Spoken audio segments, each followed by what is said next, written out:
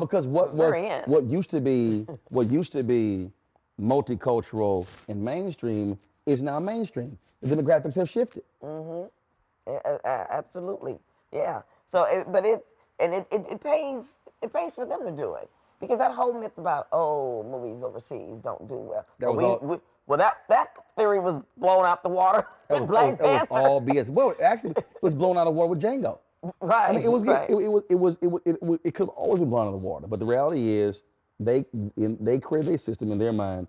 Oh, this doesn't work, which to me was always the dumbest thing in the world. When 2/3 of the world are people of color, it was always the dumbest thing to me. I was kind of like, Well, also, it was the audience they were going to. They were going to these specific audiences. Like you go to England, or you looking at Brits who maybe aren't into the black culture. So you're going to particular audiences, and they go, yeah, but you're not really making it mainstream. So. And then I was talking to Michael Jai White, and he was telling me like all of his martial arts movies, crazy in Russia, Ukraine, Romania, and he was like, "Oh, I'm doing stuff ain't nobody here even seeing." He said, "But it's major in those parts." When Wesley Snipes was doing movies, the people kind of like, Wesley felt the map. He was kind of like, no. Let me tell you something. This artist over here is killing it. In France, me and Tony, and accidentally went to the Louvre. Right, I had never been, and I saw a side door.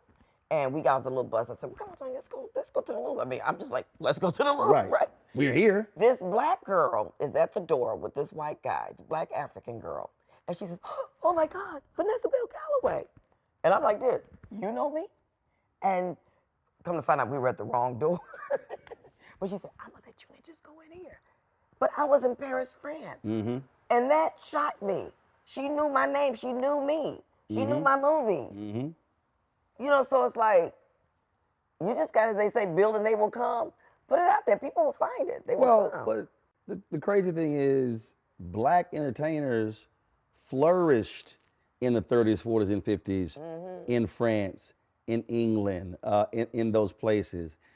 Quincy Jones talked about playing there because he was not going to do the racism here. I remember years later, Kirk Whalum talked about the time he spent in France, Josephine Baker and others. Then you look at all of these British acts who just revered blues music, whether it was the Beatles and other groups. And so our culture was always exported